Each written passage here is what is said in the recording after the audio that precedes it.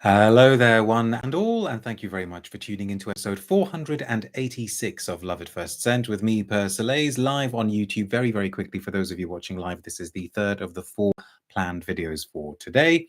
But if you're watching the recording, none of that is going to mean anything to you, and it's not going to be relevant to you at all. First comment goes to Gavin, who says, "Lol, I smelled this one." Well, don't hold us in suspense. What did you think of it? Although even just in those four words plus an emoji word, a tone comes across, I think. We're going to be talking about one of the new scents from Akro. It's called Smile. But I should very, very quickly say that if you haven't already subscribed to this channel, please do consider doing so. If you'd like to find out how you can support my work, you should be able to see a link to my Ko-fi page in the video description below, as well as a link to my Substack. And if you've enjoyed the video, please give it a thumbs up, because that really helps spread the word on YouTube about this little perfume community that we've built up here. Leave a comment, ask a question, interact as much or as little as you like. More comments. Keith says, hello again. Oriana says, did not see that coming. Trina says, welcome back. Missed the first two, but glad to catch the next two. Well, you can always go back and watch the first two, can't you? Otis says, I thought this one was oddly well behaved by Akro's usual standards. Yes, okay, thank you very much for bringing us back on task. The brand Akro is Olivier Cresp's own brand, master perfumer, renowned perfumer Olivier Cresp. But he's very, very kindly given up some of his time to come on this channel to do an interview. He's made a few scents you may have heard of, like, Thierry Mugler's Angel or Dolce & Gabbana Light Blue. Although at this moment I'm having a complete brain blip and I cannot remember whether he made Light Blue for women or for men. He made the women's one, didn't we? Was it Alberto Morillas who did men? Somebody could. Apologies to anybody I may have offended with that historical inaccuracy, but he made either the women's or the men's Dolce & Gabbana Light Blue. And lots and lots and lots of other things besides. Very, very successful scents for Penhaligon's as well. And this is a brand that he set up with his daughter a few years ago, and I am a fan. I was a fan from the moment I smelt their sort of opening collection, their initial connection. I love, love, love, love Smoke. I think Smoke is still my favorite from the brand, but I'm also a really, really big fan of Ink. I think they're doing interesting things. I think they're doing very, very kind of big, blocky, definite, bold fragrances that are highly wearable, very, very interesting. Last year's Bake was beautiful. I mean, one of the best gourmands we've had for a long time. It was like just the most perfect mouth-watering lemon meringue tart.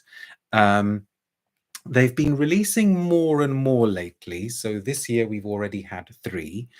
Earlier this year we had Infuse, which I thought was fascinating, a really, really unusual take on tea. We've got Smile, and there's also a Harrods exclusive, which I haven't smelt, called Glow. Last year we had a Harrods exclusive called East.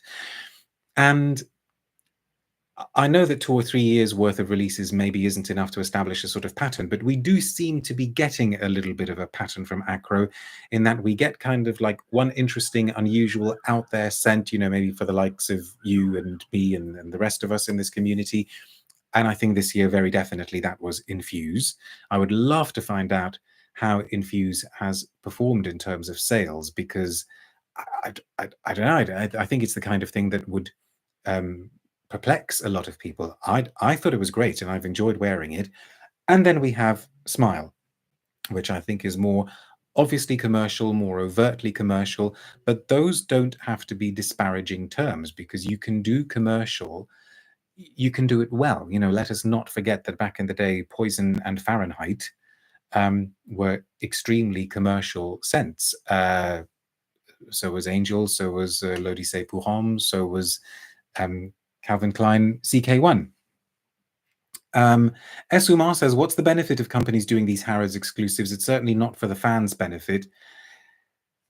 I don't know, but I can't imagine that they would do them if there weren't some sort of benefit. I think the Harrods kudos is very, very important to a lot of brands. And I think if they want to maintain any sort of relationship with Harrods, or a good relationship with Harrods, they give Harrods exclusives. But it's not just Harrods, right? Selfridges have exclusives as well. But brands do like having a high profile at Harrods. It's important to them. It means it means a lot to them.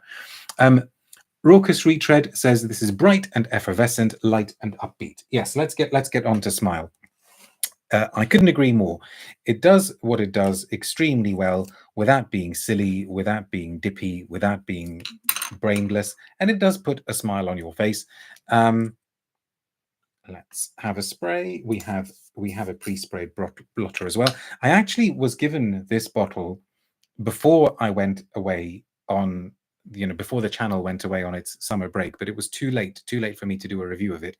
And it's a little bit of a shame, really, because this has got summer written all over it.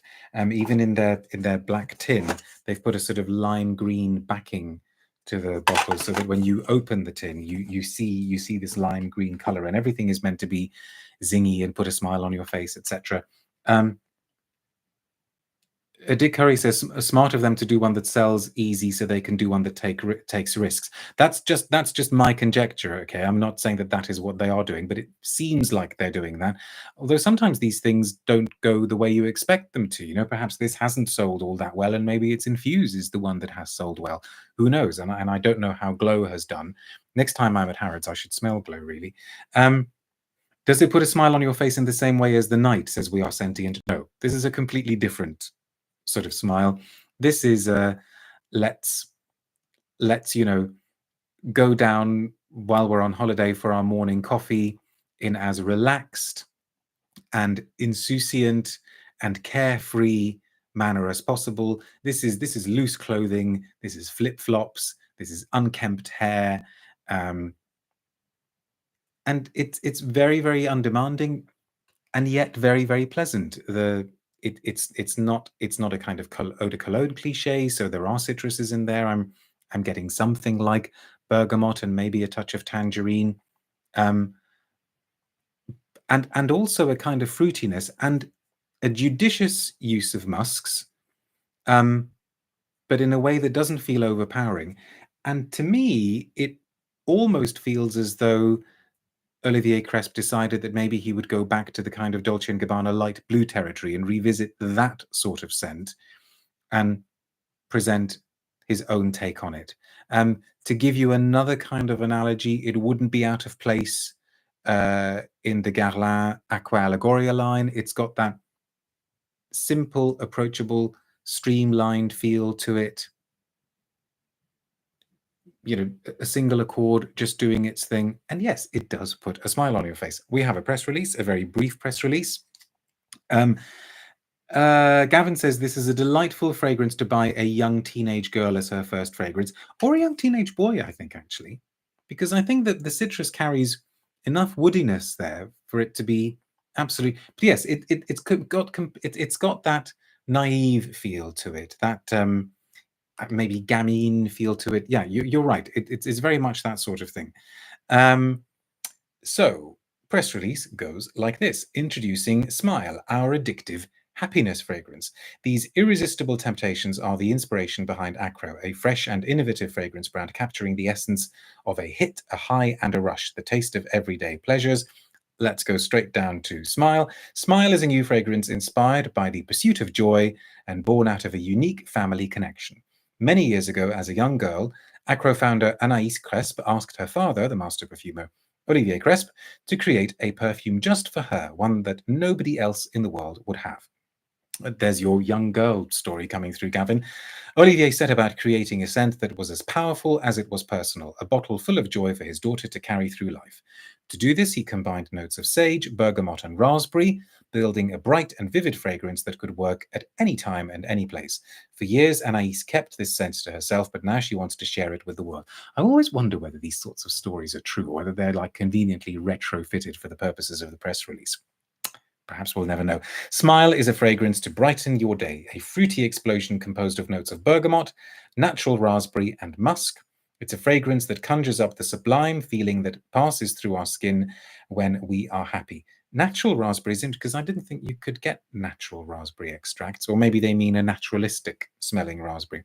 Smile is happiness in all its splendor, a frenetic and delicious feeling that we love to experience again and again. And it's just 3 notes listed: bergamot, raspberry, and musk. And it's been available since the beginning of July. As per as per normal for this brand now, it comes in a 100 ml bottle and a 30 ml bottle. It's very, very, very pleasant. It's impossible to dislike. Okay, maybe it's not going to score very high marks in the sort of distinctiveness category. And that's the risk that you take, I suppose, when you make things a little bit more approachable, a little bit more commercial. But I'm sure they knew what they were doing. Pre-sprayed blotter of Smile. Here we go. Yeah, it's just very pleasantly and lightly citrusy, musky.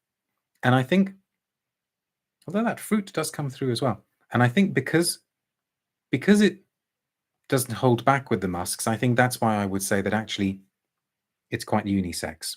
It reminds me as well a lot of, do you remember when a few years ago Guerlain did one of their better aqua allegories of recent years? Was it the Bergamot Calabria?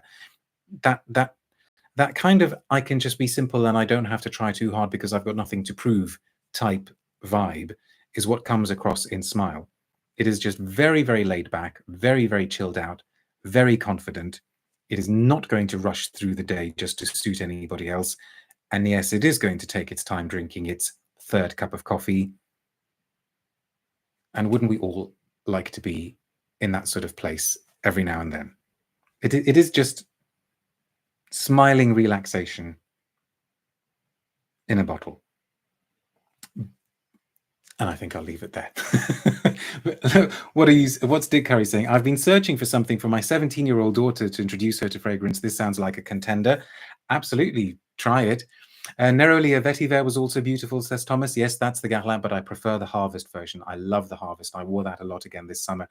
And is that Bozidar says, if you spend some time in the content creator world, you can't help but laugh at those stories. I know the stories are made up as well sometimes. And John says, I think the story could be true. My dad was a tailor. He made me and my sister a beautiful leather jacket for each of us. He then also made us a leather bag. Well, there you go. That's a good note on which to end. Right. Thank you very much for watching this one. We will be back in a few minutes with some vintage goodies. Okay. Thanks for watching. See you in a bit. Bye now.